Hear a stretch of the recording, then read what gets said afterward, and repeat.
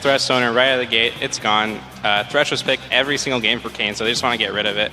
Vi, Zed, and Fizz were all banned out by Najin's sword. They are showing a lot of fear for Faker and a lot of respect as well. They took out his 2 prime assassins and they got rid of Bengi's Vi,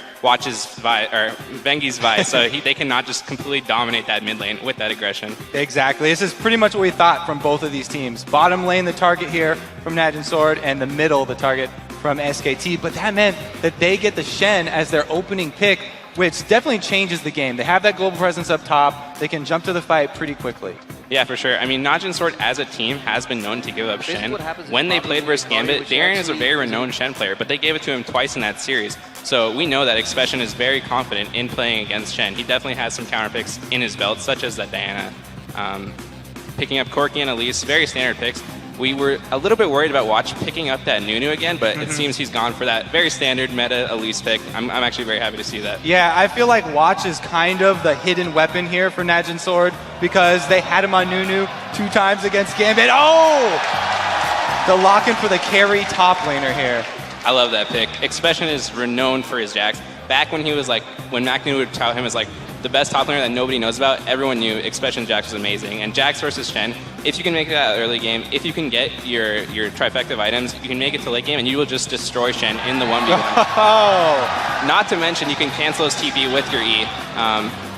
Faker picking up the Ahri. What do you think about that? Faker does get one of the assassins that he's very much at home on. He'll be rushing that Deathfire Grass and then looking to kill supports. But the support he's going to go after here, Leona, extremely tanky. What do you think about the bottom lane now for Najin's sword?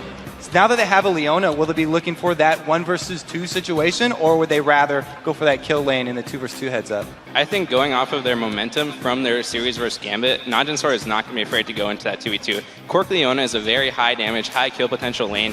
Corki's E can instantly re-proc Leona's passive and just get massive damage off if she can land a stun. So I really expect them to just be going into that lane head on and just trying to make plays to carry the game like they did before. Kind of a classic matchup here. Corki and Leona go together so well. And that's going to mean that they're going to look for Jax versus Shen in lane. How do the first few levels match up versus that? So basically, Jax versus Shen will just poke you for free early game. Jax can't really go aggressive because Shen can just taunt him and fight inside the creep wave and come out ahead. All Jax really has to do is make it through the early game, get to level 6, and reach that sweet spot where he can just start bullying Shen up, and that's all he needs. And with both junglers on early game, play-making junglers, I expect some good action up in that top lane.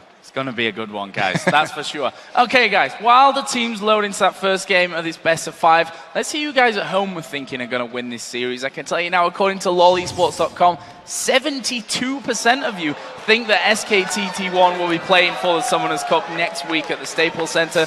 Our analysts all said the same as well. Everybody's really believing in SKT after seeing how they performed in the group stages and in the quarterfinals. It's hard to fault them. Well, before we get into the game, I'd like to say thank you to Voyboy for joining us here. He'll be back a little bit later on between the games to break down all those picks again. So thank you very much, Voyboy. Voyboy, we'll see you a little bit later. But for us now, we're going to jump into the game. It is game number 1 here between SK Telecom T1 and Najin Black Sword. This is for a spot for the championship game. First semi-final, first game, a lot on the line here between these two teams. I can't look past the fact that Faker somehow managed to get Ahri again, though, Kobe. I have to say, 4 wins out of 4 for him on that so far. He's been incredible. I think that means the early game for this duo, Corki and Leona, is going to be even more important. Because if Leona can actually get some HP and be tanky, that's 1 less target for Faker to try and pick out. Something else we definitely have to keep our eyes on is this dual lane of Prey and Kayn. It's the Corki Leona that we actually seen Fnatic pull out during the group stages here at Worlds, and it worked very well for them. SKT, with a very deep invade, they're going to be doing that sort of traditional red buff warding exposition, I don't know, going on a whole hike, and it's working out for them. Sword, on the other hand, getting a very deep ward. They'll try to find those lane matchups, like Voyboy was talking about, potentially going for those 2v2s very early on. Yeah, right. We'll have to see. A little bit of a pause here at the start of things. Well, that should get sorted here in just a moment and we can get back underway. It gives us a little bit more time to break down exactly what we're going to be seeing at this stage of the game. As you said, a lot of champions in there. I mean, SKT only lost 1 game so far, so it's easy to call out the one that he's lost almost, which funnily enough was on a Gragas, which is seen on the other side. But in terms of the game as a whole, I mean, best of 5 series, we heard it and we've seen it already from over in Korea that SKT aren't the best team when it comes to best of 5s in the early games in those series. Right. Usually dropping, 1 or maybe 2 at the very beginning here. It'll be interesting if they actually do, because right now they have a team comp that they're fairly comfortable with. So if they do end up dropping it, it's going to be because Jax and Corki got really fed. Yeah, it's definitely something that Sword want to make happen for them. The one thing that really stood out for me during the picks and bans was that Ari was the second last pick for SKT. It seemed like every other pick was a higher priority in these teams' minds. Shen, Elise, Corki were all picked up before Ari, and that's a little bit against the grain of what we've seen elsewhere in the tournament. Baker is such a versatile player. He literally has one of the biggest champion pools of any mid laners. Yeah, exactly. So leaving that mid lane pick till the end, I think, is a pretty solid strategy for SKT. Meanwhile, the mid lane for Najin Sword is going to be that Gragas that you mentioned. On the red side, Gragas has a very high potential for stealing away Barons. So even if Najin Sword do get behind in that mid game, and SKT go for a Baron, they've got that combo that they can actually steal it away with pretty easily. Okay, guys, while we get this a little bit sorted out here, we're going to send things over to the analyst desk to break things down just a little bit more whilst we get ready. All right, guys, thank you very much. And actually, what we wanted to talk about was Quickshot was just touching on there. Is the 8th pick, Ari, also coming out of the side of Najin, was mid-bans as well. Freak, I know you wanted to touch on this first, and then Monty, take it away. Yeah, so actually, in theory, I really like what Najin Sword did, because anytime you let a champion get this deep, but yet got to counterpick all the lanes, it means you came in with a plan. Right? They left Shen up for first pick. It's a pretty obvious first pick. They said, well, Expression plays Jackson. Voidboy talked about that matchup. Hit level 6, win the matchup, no big deal. And again, with the mid lane, they're like, we know you're going to go for Ari. We're saving our last pick, Gragas, there to make sure we get the counter pick. And down the line, I think Sword planned out those picks. You can argue if they were the right picks, but they came in with a plan. It's also striking because typically when we see SK Telecom play, they put a very high priority on first picking mids and junglers, typically. And so to have them as the last 2 picks here is really uncharacteristic of this team. And I think that shows that they really were waiting to see what was going to happen from Najin Sword to see if there would be that last pick. Of course, the last pick mid, much more common in a region like EU. Yeah. At the same time, though, they might have actually caught Najin Black Sword off guard. Them predicting the first pick Ari, as Monty said, is the normal trend over there. First picking Shen with only 1 assassin left means it's really hard for an assassin lane to play mid against the Shen ulti coming in later. Basically nullifies Ari as a tool for them, which basically gives them a free Ari anyway. So I think the Shen pick was a really solid pick. And at the same time, yeah, they got counter lanes, but it's going to be really hard with playing full engage into a Shen. I think it was definitely a smart choice to go for the early Shen, but this is actually something that happened very directly by this team against Gamma Bears, where their Shen and Ari were both open, and they're like, actually, we're going to go Shen first. So doing the research, they would have at least seen that as a likely possibility, but you're right that mid lane's going to be difficult. And just to touch on the peculiar Leona pick that we haven't seen before from Najin Blacksword, this is actually a really volatile 2v2 lane, as you can tell, just because of it's a kill lane for Leona. But at the same time, pre-6 minutes, Lee Sin is the best early skirmishing jungler to counter gank. Like, if Leona goes in, she's not getting out. If Lee Sin's there to safeguard to the Zyra or something, then Leona's dead. And past 6 minutes, they have Shen. So it's actually in SKT's favor to 2v2 that lane if they can play it correctly. If they can bait Leona in, or if they can bait her in with Shen ulti, it's just like a free kill. So now we'll actually have to see a Bengi impact synergy in a different kind of way. Not playing on their own lane, but just both trying to counter gank that bot lane with Leona. And it's incredibly difficult to play as Leona, especially if it happens once or twice. Afterwards, you'll be really scared going in the 3rd time. All right, guys, final thoughts, Monty, as we are finished up with a quick sound issue? Oh, yeah. No, I just want to say, and with the level 1, they got a really deep ward in there, even deeper than the usual ozone ward that we see. So I'm looking forward to seeing how Najin Blacksword decides to play this, because they have a lot of information about where the lanes will be going from SK Telecom. All right, guys, we are going to throw it back to the desk. Looks like we've sorted everything out on the stage. Let's send it back to the guys, the caster desk, for game 1. Thanks a lot, Riv. And we are going to be getting into the game here just shortly. A little bit of a sound issue, all fixed now, so we can get things back underway. And interesting to hear the thoughts there. Probably going to be a very explosive start to this one. I think a lot will be determined in the very early game, like they talked about before Shen hits level 6. But as Double Up is saying, if Lee Sin's right there when Leona goes in, then they have a good opportunity to turn around a gank. Watch knows this. So if Watch positions himself in one of the side bushes, then he can be there as well, turn into a 3v3. So let's jump into game then. You can come back in a second because we are going to get into game for this one and get things back underway. Very early stages still, just 1 minute on the clock. It's going to depend on who can outthink their opponents in this one.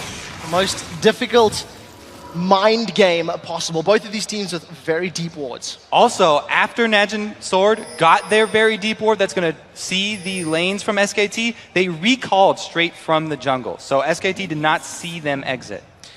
It stands right now, SKT still on the invade, looking to set up a steal here on Sword's blue buff area. You can see the rest of Sword moving towards their lanes. They're going for that traditional 1-1-2 setup, and it doesn't look to be any sort of steal just yet. As I say, that Watch and Expression are moving towards the blue buff of SKT. Right, it'll be a blue buff trade here. Bengi going to be able to take off that purple side one.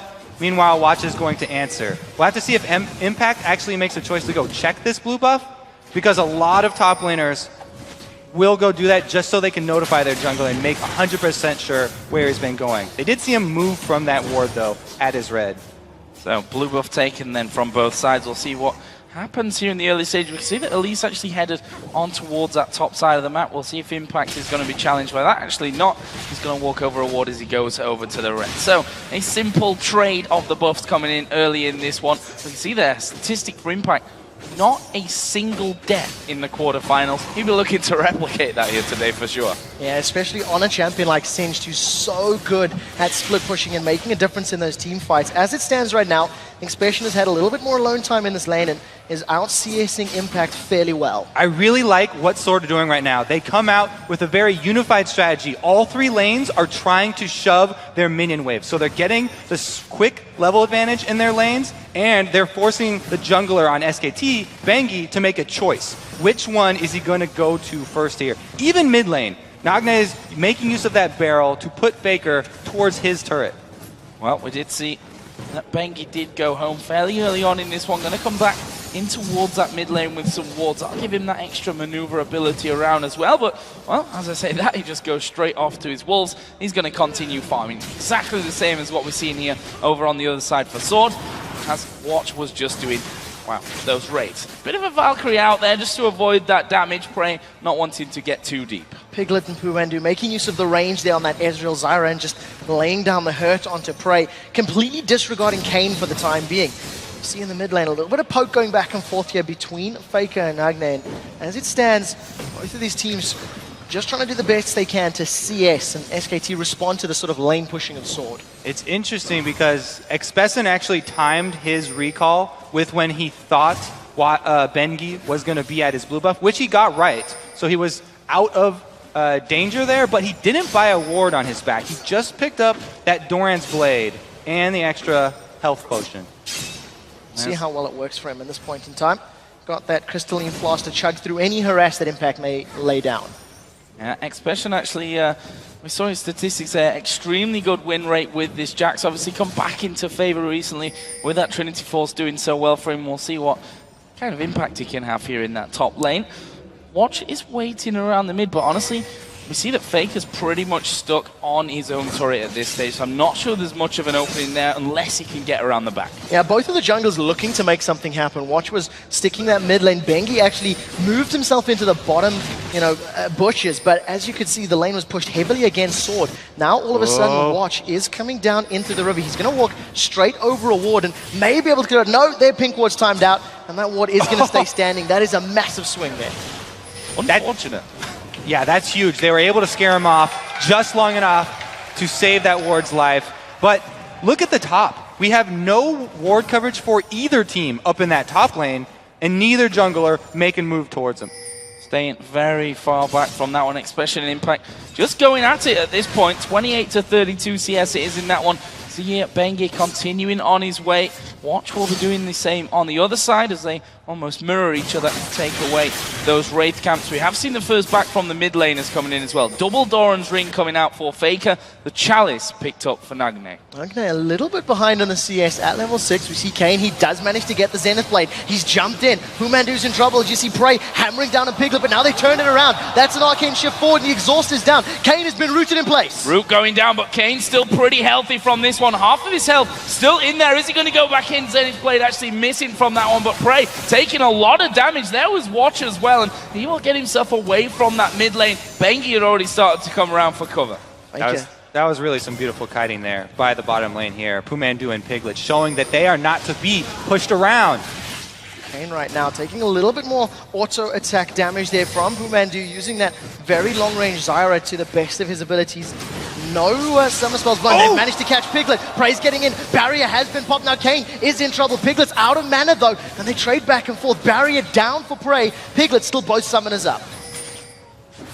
He still has his flash, but that means Kane is going to be all by himself at this turret. Very dangerous situation. They're making the call already for the roam from Pumandu up towards that river. Can they go for a 7-minute dragon here? With Lee Sin, they're going to try it. They're going to go for this one. They've got 3 men there. We saw Faker starting to come down. He will just do his best to keep Nagne away with that barrel and stop him from getting in there for a potential steal. But there's no one around here from Najin Sword. This is going to be the first dragon of the semi-finals, going over to SK Telecom T1. Very well played by SKT. They're trading the the dragon damage between the champions, and actually not even using the Zyra plants to tank it up. You notice that Faker is level 6. Spirit Rush is available if they needed to get any escape, and there's actually a fair amount of mobility on the side of SKT, which we haven't touched on. You really have to credit Faker there, though. With those wards that he bought from the mid lane, they did a good job clearing out the ward coverage. And because they had so many pinks around Dragon, they had the confidence to go for it. Watch had recalled up top lane, and SKT had no vision of him. So they just went for that move without even knowing where the enemy jungler was. So Prey back into lane, got the workings of that phage, of course, working himself up to the Trinity Force. No real surprises on that front. On the other side, though, Piglet already got that phage in there. Nice little start for him. Is slightly behind in CS there, but it's so very early. Both of them in the lane. That's going to stay even as we go forward. Well, Phage just completed the second you're talking about it. Joe Prey is going to come back to lane with very similar items, however, is that Sapphire Crystal down. So we're going to be seeing once again these two Trinity Force champions in the bottom lane. And I have to just mention that over the course of Worlds, Doublelift has been quite outspoken about Ezreal Triforce as opposed to Corki. He feels that Corki is a little bit stronger and has been mentioning it. We'll see how it works out for both of these AD carries. So we have hop back to mid lane. Faker does not have blue buff. Yeah, a lot of damage actually dropped down there from Faker on towards Nagne. He'll just back away from that and got that crystalline flash. He's able to choke straight on through. This top lane, again, no real visits from the junglers, staying pretty quiet overall. Speaking of Trinity Forces, you know, Jax is going to be working towards his very quickly here, and he's past that level 6 mark that Voyboy was talking about. That also means, though, that Shen has his stand united, and if he's able to get the distance away from Expessen, to be able to use that, then he can turn something around in that bottom lane next time they go aggressive. Well, Watch right now up in this top lane. He does have that red buff available still, has not hit level 6. Expression has that option to land a stun, but Impact has got a massive amount of HP. Giant's Belt is up. He is going to get stunned in place as Expression continues to poke him down and harass him out. Can he pull Impact out? That's the question. Watch is still hanging around in those top bushes. He was waiting for that one melee minion to be killed by Expression there, to just be able to walk into the side lane bush. He's been undetected so far. Oh, the cocoon does land. They've jumped on Impact. Yeah, Impact having to flash away, but they're going to go in for this one. Impact's going to go down. First blood goes over to Najin Sword and Expression. Meanwhile, bottom lane, Bengi's been setting up a good bush gang of his own. There's the ultimate coming down. Mandu bursts down to almost nothing, but Bengi right on top. There's the kickback. Prey dives, but he takes one with him. And he's done well to get out of that in the way that he has. It's not over. Kane might not have the same. He's going to fall. Bengi picks up another one. Oh, Kane sticking around there. He goes down now in the mid lane. Faker lands a charm. That one won't end up in a kill, though. Now we're at 2-2. If it hadn't been for Kane sticking around and going down there as well, I would have called that one in Najin Sword's favor. But they were able to shove the top lane. SKT coming out ahead in the bottom.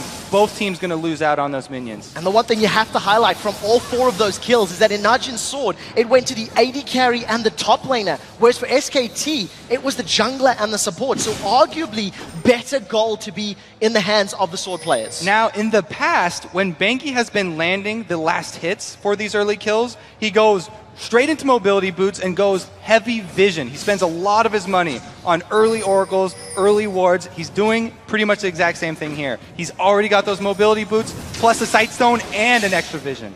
So, Expression here, we saw him there just jumping in on towards Impact. He's not going to be that scared of him anymore with that Phage, with that Ramp Scepter in there as well. And we can see that he's already hammering away. Counter-Strike going to go off. Impact having to Shadow Dash his way off, but look at Expression dive straight back on top of him. Impact finds himself all of a sudden with just a third of his health left. Faker right now coming up from the river. He has all of his summoners and his ultimate available. Expression's going to be in trouble as Faker has snuck up behind. There's no wards here for Expression, and just his Spidey sense is tingling. He's backed away just in time as Bengi's now trying to set something up in the bottom lane. I think he realized that lane pushed a little bit too far for him to be truly safe when the fact was Faker wasn't in that mid lane. Don't want to give that away. See here, Nagne and Watch actually moving through the pink ward into the jungle of SKT. They're going to get themselves in position and gain some vision control and come down by the looks of it towards this bottom lane. We'll see if they make their way down. They have decided to just back away a moment or two ago. We were getting excited about the prospect of a barrel knocking people out, but right now, this could be a two-man sword trying to set something up on Faker. Watch and Nagne just poising themselves. Mandu has managed to land the root on Kane. Kane's going to get caught by the Stranglethorns, thrown up into the air. Pumandu and Piglet are hammering away. That's a great solar flare, but it's not over yet. It's Piglet and Pumandu pick up the kill on Kane. Oh no, Kane's sticking around again, but you got to shout out Pumandu for landing his snares right there. Again, more money towards this bottom lane. That kill going to the AD carry here for SKT. So Piglet gets his hand in the honey jar. 1-0-2 now. Piglet is 1-1-2 on the other side for Mandu. So let's see how that one works out. Expression still bullying Impact in this top side. Impact knows he can't really stand and bang with him at this point. Got the workings of that Sunfire Cape, but not quite up there, as we are going to see Expression coming in, but Bengi moving around the side. Here comes Watch as well. Cocoon lands on towards Bengi, and from what was a big scenario, turns into a little bit of damage and not much else. Now, the one thing I definitely think that SKT need to keep their eyes on is the fact that Expression has basically 1v1 Impact several times over the last couple of minutes, and we'll have to see how SKT decide to respond to this. A Jax that gets farmed and is able to completely control his lane can become a monstrous split pusher in the mid to late game. I think that's a really good point. Everyone thought the carry potential for Najin Sword was going to come all from this bottom lane, but Expression has himself in a very good spot. That being said, we're already 13 minutes in, and all the analysts were saying that Najin Sword had to make their moves very early. It's already SKT's gold lead here. Well, problem right now is that Piglet has a bit of a keyboard issue, so you saw the admins on stage there just working to get us through that one. A working keyboard is always a bit of a bonus. It's pretty important. It is pretty important. I know most of this is on the mouse, but you can't use any of Ezreal's skill shots if you're going to be using a broken keyboard. That is definitely for sure. So that's going to get fixed up when we get back in. But that gives us, again, a little bit of time just to kind of break down where we're at this stage of it. 13 minutes in, 3-2 in kills over for SKT, and they have a nice 1,500 almost gold lead. Right, so the kills have mostly been around the bottom lane where we thought they would be. Anytime you have a Leona, a lot of fights are going to break out. And we also had that one up top. There hasn't been much action mid lane here, and all the gold from these fights, top and bottom, have kind of washed out. Really, the gold lead for SKT is from the dragon that they got. Yeah, I'm really happy you mentioned that, because it was such a good call on their part. They just shoved out Prey and Kane from that bottom lane. They dealt some damage to them, and as soon as they backed away, it was just SKT saying, we have an uncontested dragon. There's no ways that they can challenge for this one. 7 minutes on the clock. It's one of the earliest that we've seen this tournament, and it was completely safe. I mean, there was no fault in that, the thinking in that strategy. It was such a good job. They coordinated their aggression bottom lane. They were able to turn around a play that Kane went in on and get them super low. Meanwhile, Faker had just backed with those two vision wards, or the one vision ward and one sight ward that we talked about, which enabled them to get control of that very early dragon area. So what does Sword have to do here in this scenario? I mean, we know Leona's one of those champions that you have to go into, well, that's what Leona does, isn't it? If you fall behind, you can't really do that anymore. I mean, are they going to need to switch things around here? Right now, at least Prey is post-level 6, so he has a bit of an easier time using missiles to farm or harass from a long range. But I think more of Najin's farm is going to be funneled over to Expression. So here we go then, back into game. And as I said, 13 minutes on the clock. SK Telecom T1 have the lead right now. Well, Expression is the man of the moment, I feel, for Sword.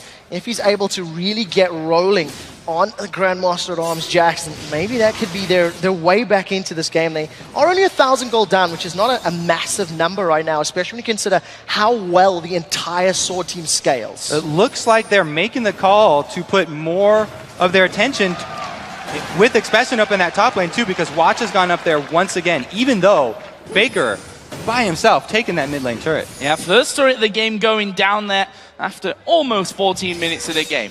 Meanwhile, Expression still pushing this top lane out. Impact gonna shadow dash away, and this could be a turret right back in it for Sword. So trading back and forth right now, able to scare Impact away. Wasn't gonna run the risk of the very strong tower dive potential of that Elise. All of a sudden though, SKT now realize they've got the chance on Dragon. Banky doing a good job right there. They got themselves into position. Watch showing top means that they can just rush this Dragon down, even though they're fairly low health. A little bit of a miss on the smite there, but when it's safe and there's no one around, the top lane, so when there's no one around, but Expression and Watch haven't left the top lane. Expression's going to start hammering away on this tower. He's going to take a couple of turret hits, I think, actually. He hasn't landed yet. Now Impact is in trouble. They've leapt on him. Ignite's ticking. Expression picks up his second kill of the game. Piglet's going to secure a trade, at least with a tower on the bottom. That's a huge kill for Expression because that's the one that they want to get rolling, but you're right, they answer here with the turret. So another objective for SKT, which is also going to open up this entire blue side, and we'll look for SKT to start warding up this golem jungle of Najin Sword so they can then control the blue buff, keep that away from Nagne, and that will just increase the lead that Faker's got over him right now. Yeah, we just saw that blue being given over there to Faker. Nagne does have his running in there as well. As he just body slams away from most of the damage from Faker. One hit from his W landed. He's got that Athene's Unholy Grail now. Faker almost done with that DFG. He's probably got enough money for it right now even, and that's where he's going to get real scary. We definitely see kind of a difference in styles here. Faker's known for just building and masteries and using his runes as well, all for offense. And he does not build too many defensive items very often. Already, he just finished his Deathfire Grass. The Cocoon does land here. Ooh, they've caught him out. The barrel throws backwards. Pumandu forced to flash out. The Solar Flare comes down. Stand United is going to keep Pumandu alive as they turn the pressure back onto Watch. Now Watch is doing the best he can to get away. He manages to repel away from the taunt, but here comes Faker. Kane is dead in this one. He's not going to be able to escape it. Are they going to keep going for it though? Expression going to dive in. Here comes Prey from the side. And all of a sudden, he gets a burst kill on towards Faker. Impact and begging. Nagne going deep. He's going to die from the tower. Piglet picks that one up in the end. A crazy fight. Ends in 3 for 2. Man, dude just waited way too long. Way too close right there. But Faker uses his ultimate going in to answer so he can get another support kill. And that opened up Faker for counterplay right there. Really good job by Najin Sword pushing the objective after they get the one-man advantage. Definitely having the numbers advantage. Here's a replay. Talk us through it, Kobe. All right, so the ultimate was already been used by Nagne. At this point, Mandu needs to leave. His life has been saved, and Shen is just going to feel really bad right now. Oh, I saved you with my ulti, and now you walk back in to die. But Faker comes to answer. 2 uses of Spirit Rush right there already used up, so he only has 1 left, and actually doesn't use it. Oh no, that was 3 already used, so he didn't have 1 left and had to burn the flash. Really good job here. And then Nagne, this is a 1-for-1 trade, but I like the style. He's going aggressive. He's not playing scared. And that's definitely something that we haven't seen either of the mid laners doing up until that point. It had been a very passive sort of farming lane between Faker and Nagne. Nagne now 2-1-1. He's picked himself up a needlessly large rod, still yet to complete his boot. So we'll have to see if he gets caught a little bit out of position. And Faker now has a blue elixir as well. So he's going huge power spike. He finished the early Deathfire Grass, and the extra ability power and cooldown reduction from that elixir is going to mean he has a huge amount of potential for making plays by himself. We'll see if anyone falls prey to him in this one. As Watch here kind of just back away. We can see him, he does have that Oracle's on. That was, by the way, unintentional, but worked out, whatever. Hopefully for Sword, it won't be Prey that falls down. He's now 2-1-1 after picking up that kill earlier on with that Trinity Force now finished as well. Yeah, I'm happy you're pointing that out because there's actually 3 completed Trinity Forces in the game, as well as Prey going for the Sorcerer's Shoes. This is something that we've been seeing Corkis do all throughout the Worlds, is picking up those early Sork boots and then going for the likes of a Last Whisper next, really getting lots of penetration to round out all of Corki's spells and auto-attack damage. Piglet, of course, also trying to pick himself up a Last Whisper, got that pickaxe and longsword already completed, and the lane's basically resetting. We'd seen SKT trying to set something up in the mid lane, but nobody from Sword was running into them. Yeah, we see with the CS there as well, mid lane is pretty much bang even. Obviously Expression in that top side, 2 kills, 2 assists, Impact's died 3 times now, and obviously he's had a lot of time to spend free farming in that top side, but with that Trinity Force already done with Advanced Scepter, they've got to be so careful of this Jax now. This Jax actually can handle Shen by himself at this moment, but to do that, he needs ward coverage very deep in that top side. And we've already seen an elixir picked up by Mandu. So Mandu is going to be clearing out this ward coverage that Expression needs to fully utilize his leverage that he has over Shen. Right now, Prey and Piglet alone in lane. You can see both Pumandu and Kane are roaming around the map. Expression's got himself that Bilgewater Cutlass completed, so going to be working towards that Blade of the Ruined King.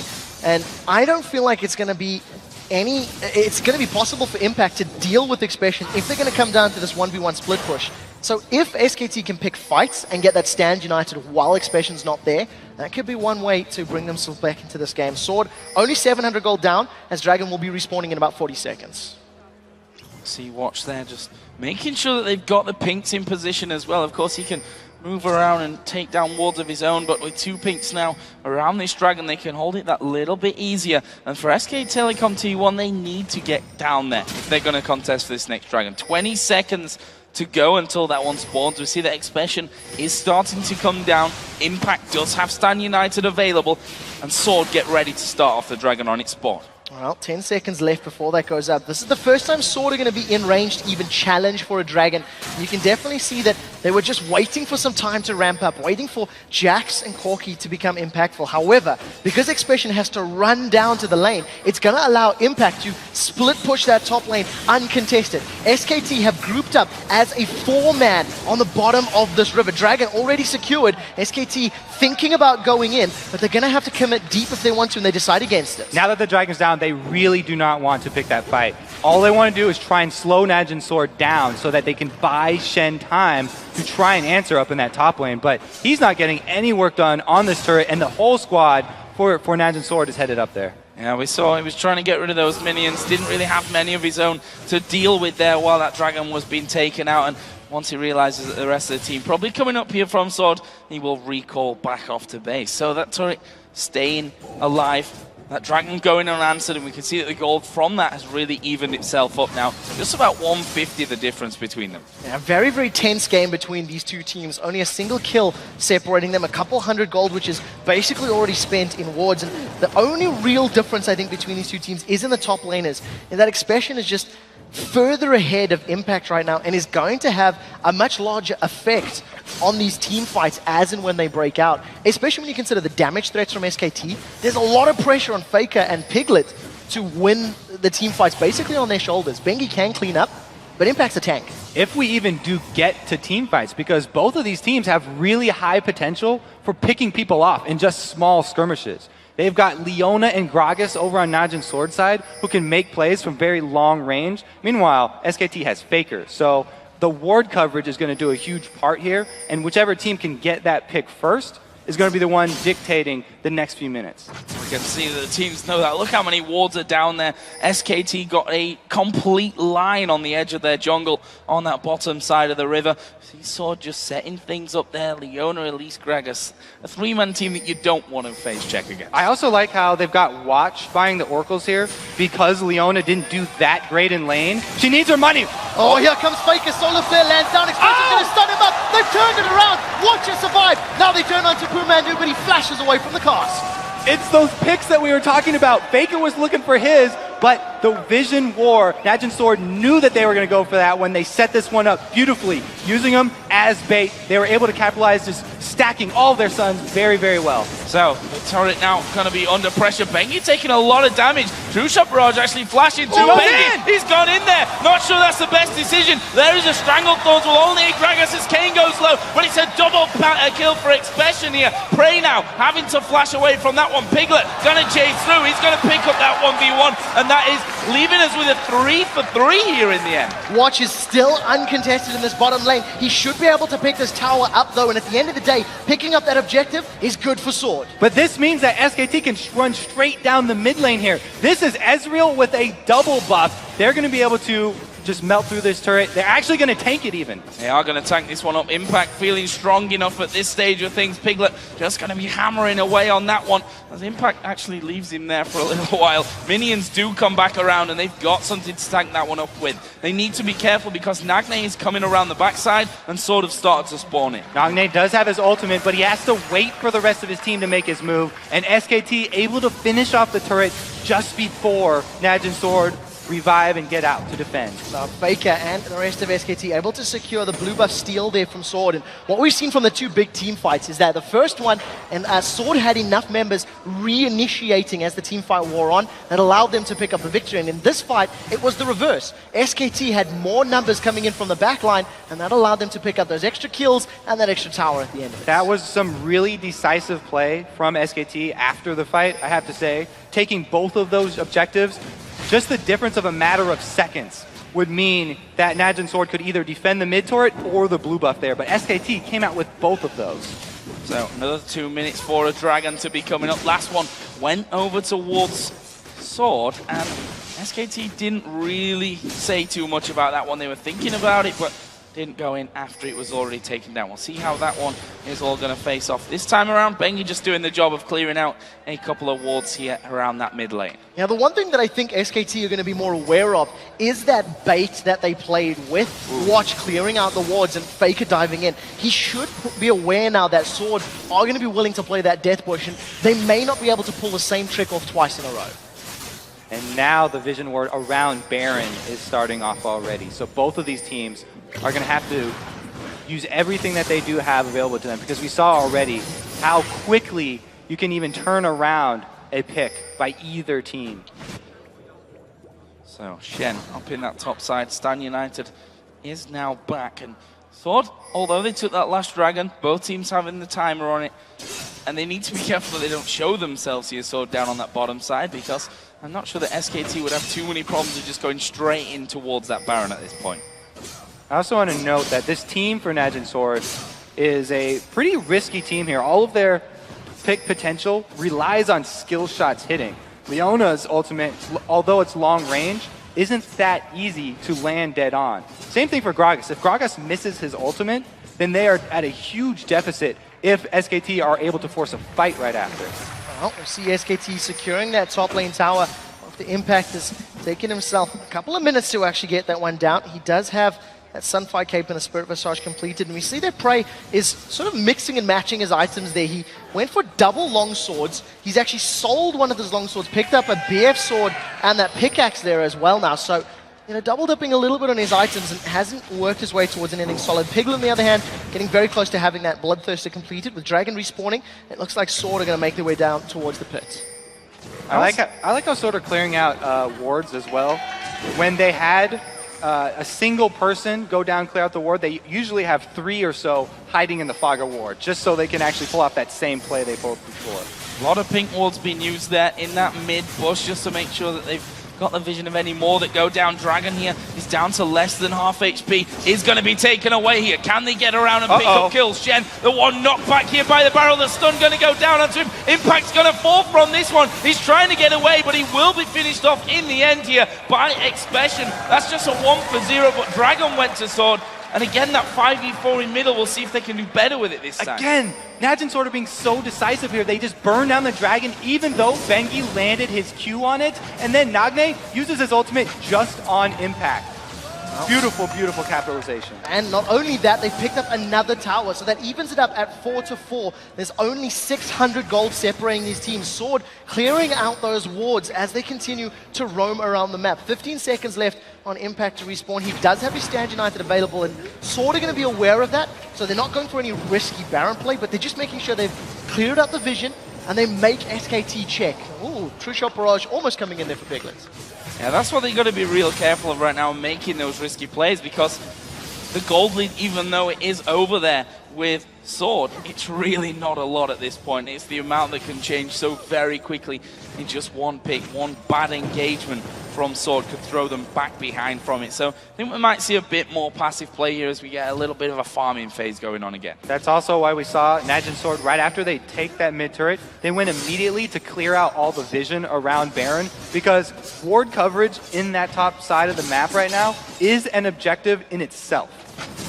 Oh, see right now, Prey and Nagne pushing through this mid lane to try and shove the wave out. Some big items have been completed there. Nagne's got that death cap as well as another blasting wand in his pocket, while Faker's picked himself up a needlessly large rod. We'll see where he decides to go with that one. And another massive pickup for Expression. He's had that Blade of the Ruin King for a couple of minutes, but now he's getting some HP to back it up. Got himself a Giant's Belt as well. And you know, it's already incredibly difficult to take a Jax down, especially when he throws on his ultimate and gets all of those bonus defensive statistics. But with all that additional HP, it makes the problem even more difficult to deal with. Notice how they aren't having Impact push side lanes anymore either, because he's very scared of that Jax finding him. So now they sort of turn to the point where they want Impact with the rest of the group, and then someone who's extremely mobile like Faker to go do split pushing. And then if Faker does meet up someone else 1 versus 1, they can have Shen ult from the rest of the group over to Faker and turn that into a 2 versus 1. Yeah, I haven't really felt like Impact Stand Uniteds have been very meaningful this game thus far. We've seen 1 or 2 being used, but they haven't exactly completely turned the fight around. You know, in the mid lane earlier, Pumandu actually got saved by it and then stuck around a little bit longer to eat another barrel. And as it stands right now, Impact just doing the best he can to get even more tanky, is defending fairly deep in his own territory in the bottom lane, but Expression has backed away and gone to mid. Got that line of wards in there for SKT as well. That's some nice juicy gold for Sword, should they head up on that side. See that SKT trying to hold their ground there. That pink ward gonna reveal them. There's the orb landing onto Kane. The Charm not quite got the range to do that one. And there is Sword moving in to clear out pretty much everything that SKT have been paying to put down. And in the last couple of minutes there, we see that Infinity Edges have been picked up by both Prey and Piglet. So they've got another big spike in damage. And Piglet really cleaned up after that last fight in the middle lane. And, you know, sort of going to have to try and take him out. Bengi looking for something in this mid, has managed to catch out Kane. Cocoon lands, that's a flash over the wall for what? Now Kane has re-engaged. The Solar Flare locks down Faker, Strangleforce throws him up there. They've traded 1 for 1. 1 for 1, but Mandu surely will fall. Actually managing to walk away for now with the Ignite ticking. There's a double, the barrel coming down. Now Expression going very low. Mandu will finish that one off with his passive, but there is another barrel coming in. Nagne picks up the triple. They're going to keep chasing here, but do they have the damage? Prey going over towards Bengi. Bengi will walk away for now. They chase down Impact off to the side. Nagne going to keep track of him here. Is he going to be able to hold it off? There's the belly slam and the barrel. Nagne cleaning up. And Nagne comes up huge for Najin Sword. Who would have thought he was the one going to pick up the rest of these kills? They also are able to get onto this inhibitor turret here.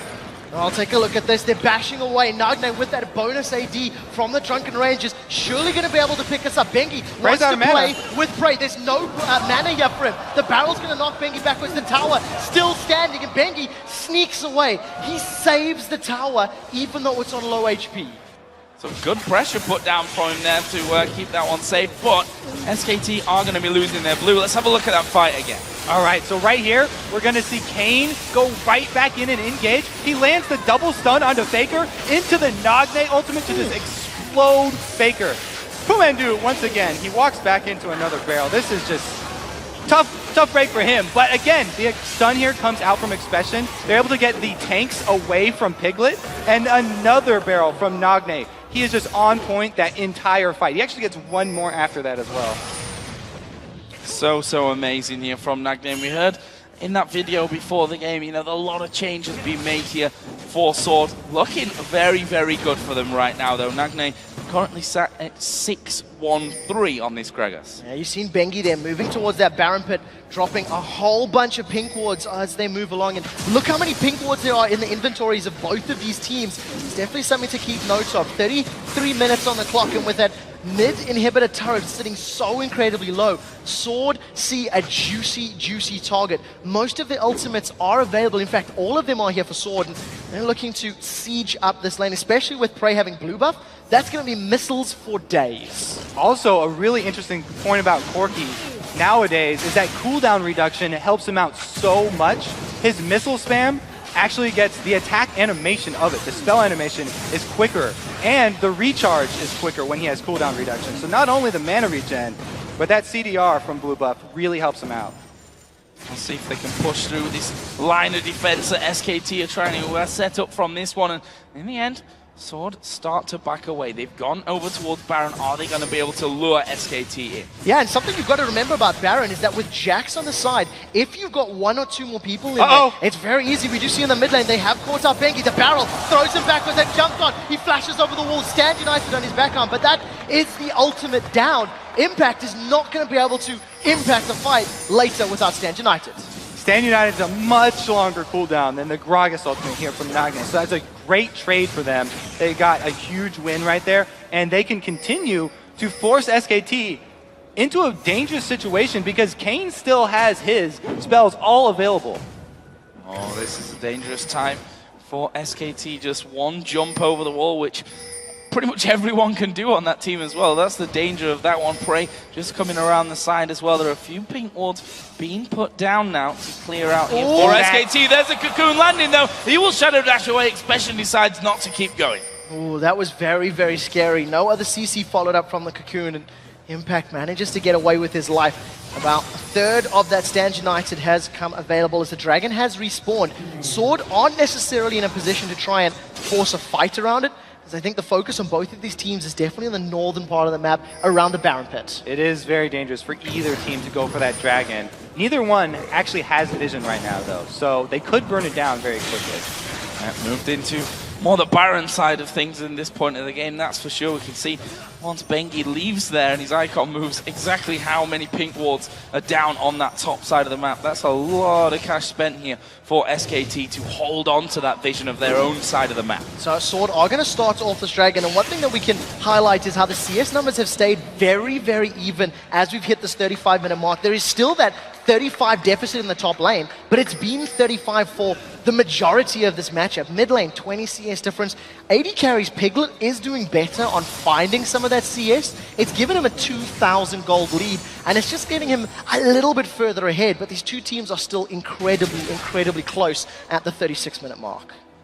So, again, things slow down somewhat as both sides looking for a pick here towards that next objective. As finally, Sword come back in with a pink ward of their own and start to clear a little bit more out. They know that SKT have had that time here to get the wards down of their own, and they don't want that to last for too long. Kane running that Oracle will be moving around with the rest of his team to try and sweep those out and get some gold back. Randian's Omen now picked up in Expression's back pocket, so if he dives in there with that Leaf Strike, he's got the ability to slow everybody else down and just lets the rest of Sword land all of their crucial, crucial abilities. Faker's sitting in about 2/3 HP, so he's got to be a little careful if a fight were to break out. Nagne waiting in the wings, see if they can pull a Faker and pull Faker in. Yeah, the vision ward right now is really key because Najin Sword have shown that they will not hesitate to all in on whatever champion they catch. Even if they catch out Shen, all the members are ready right now to use all of their damage on that tank and burst him down immediately. So as long as they can get any member caught out away from the rest of SKT, they're going to go for it. Just using those plants there was Mandu to make sure that there was no one hiding inside of those brushes to start things off onto that blue buff. Here going to be pulled right around the corner so that Faker doesn't have that one stolen away. He will get himself a hold of that. And Expression now showing himself on this bottom side of the map. Going to continue split pushing, pick up some more CS and shove the wave back towards SKT side. Now, SKT do have the positional advantage here for Baron. They're clearing out the wards though. They're using their numbers advantage to get in there, drop some pinks and get out. Yeah, they really don't want to start that Baron, even if they see Jax all the way bottom, because again, we talked about red side Gragas here for Najin Sword. They have a huge potential for not only stealing Baron, but also doing a ridiculous amount of area of effect damage while SKT are grouped up in that pit. It's so dangerous for SKT over there. So a bit of a push back down middle. And then the retreat back off towards Baron. This ward clearing expedition that's gone back and forth for, well, a good 10 minutes at least now of this game, just showing how tense this one really is. And we talk about best of series all the time, and a best of 5, very crucial as the barrel goes over the top there, but not really doing that much to SKT. Ooh, Faker just used his ulti. Spirit Rush used from Faker, and that's massive, although both Spirit Rush and that explosive cast, not the longest of cooldowns, and will be back up and available in the not too distant future. I want to mention that Faker now with another needlessly large rod, he's decided to just go only for the needlessly large rod item. He's going to work himself most likely towards that Zhonya's Hourglass, and over the other side, Void Staff, almost Hourglass, Death Cap. That is very, very scary damage from Nagne's Gragas. And we just saw Nagne right there, again, not hesitating to use his ultimate on just the potential of catching someone out. Pumandu had gotten bursted down to about 30-40% right there, so Nagne immediately chucks over his barrel. Look at this. Very sneaky Baron over the back. So sort of started this one out. We talked about it earlier that with that Jax on your team, you have such good potential at taking it down. Oh, they're going to get it. He's coming in. They've secured it. They're rooted in place, but Sword with the Baron buff, completely sneaking it from SKT. The long vision battles lulled SKT to sleep right there. And the small amount of time that they lapse, and Najin Sword just jump on it. Really good job getting over the back of that wall, using Jax's ability as well as Corki's to hop it. Timing that one to perfection. It's increased their gold lead now to 3,000, which is definitely still not a lot between these two teams. Could still change very, very quickly. And unless I'm mistaken, that's the largest gold lead we've seen for either team during the course of this 40 minutes.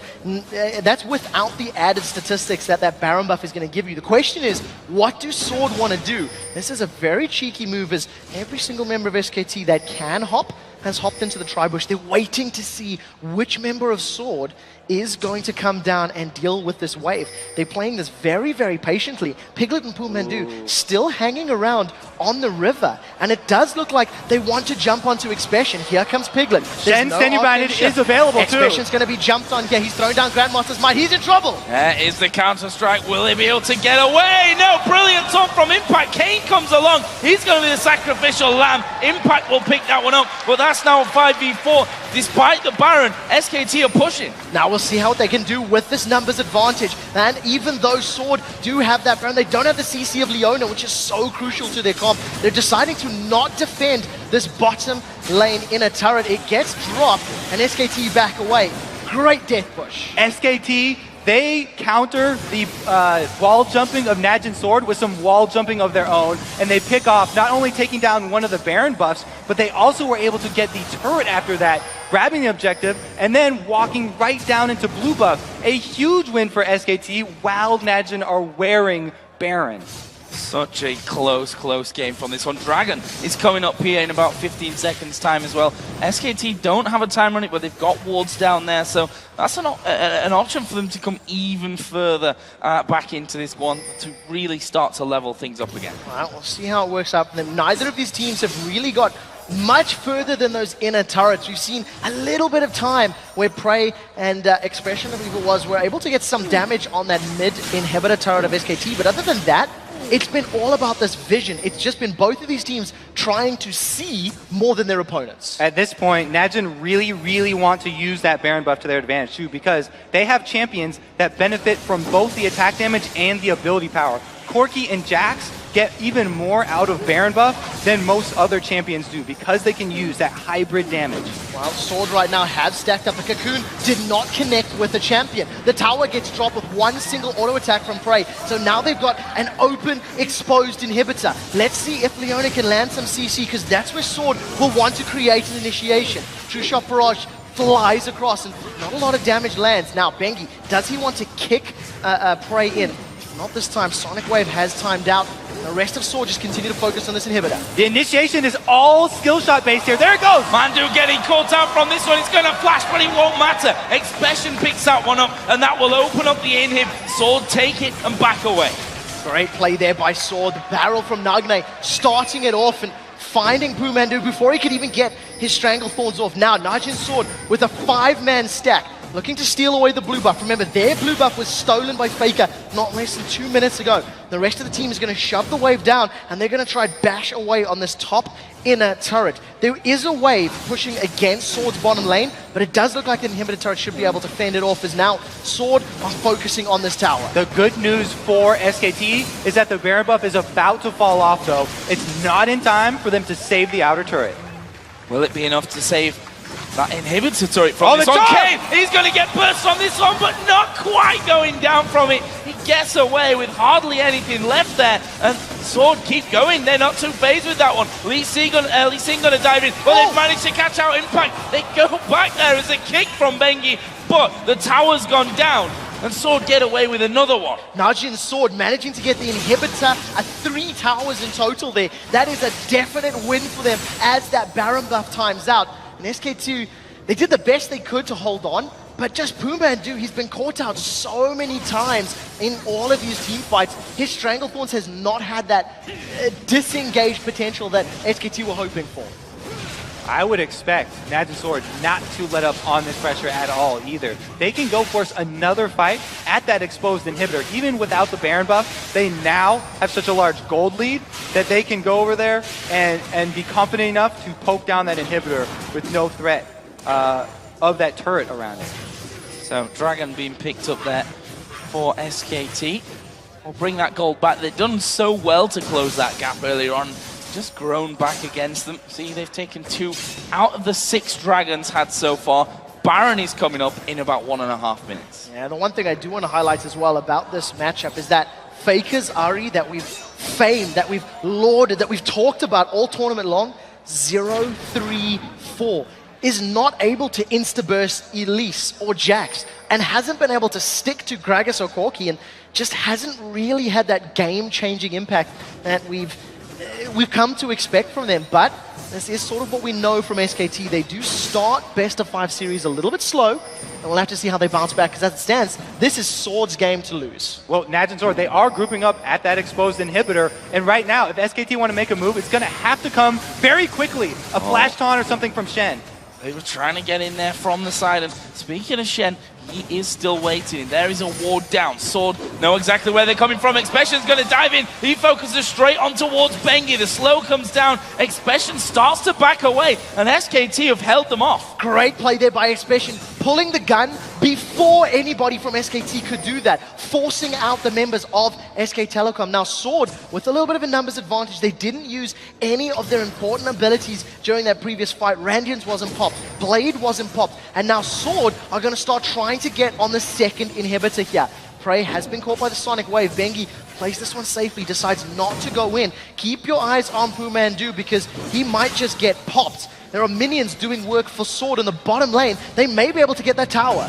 They can play it very carefully right now, as long as they just wait around, get one Trinity Force proc attack from Corki off onto that inhibitor every few seconds, then they can slowly whittle it down. But now with Baron coming up, they can actually run this down very fast, because that Jax with the Trinity Force plus Blade of the Ruin King, so much extra damage coming in. Tower's gone. Baron started here for Sword, and SKT, sadly enough for them, they're nowhere near this one. This is going to be the second Baron of the game going over to Sword. Nothing that SKT can do about it, and it just gets harder here once again. Prey is going to delay that push a little bit because he wants the red buff, but they're going to go straight back to the exposed inhibitor. And they extend that gold lead even further and get that regenerative stats and all of the bonus attack damage and ability power that we've been talking about. Watch on Elise right now. 008 has yet to die, has been involved in 50% of his team's kills. Now the team and the rest of Sword have stacked up in this exposed inhibitor like we were talking about. They're going to have a full-on 5v5 Expression hanging out right in front of Impact and just taunting him, just daring him to pick a fight. You can see Prey does have flash available. The taunt comes out, he sidesteps it, in goes Faker. Najin does manage to get off that Zonya's Hourglass. He's alive before he gets kicked back into the fight. That is a massive toss. It knocks everyone from SKT aside, and the rest of Sword are on the inhibitor. Piglet here, getting caught up. They're going to lock him down. Flash comes in from him. Piglet, Mandu, and Impact, the last 3 men alive here. Sword managed to take down the inhib. They may try and close out this first game right here. SKT were the ones that finally were able to initiate there, but Nagne with the Zanya is able to stay alive and get his ulti off. A massive ultimate that was knocking everyone from SKT aside. Sword have a 5 versus 3 here for another 40 seconds. Cleanse comes out there from Prey using their Quicksilver Sash. They're trying to focus down Impact. Tower has fallen. There's only one tower standing on before the Nexus here for SK Telecom. Sword are going to pick up game 1 in the series. Great win from them. They force it through there in the end. And we said it before, SKT not the best starters generally in these best of 5 situations. Sword take that early blow. They've got to win 2 more here though to get themselves through to that championship match. And I attribute so much of Sword's success there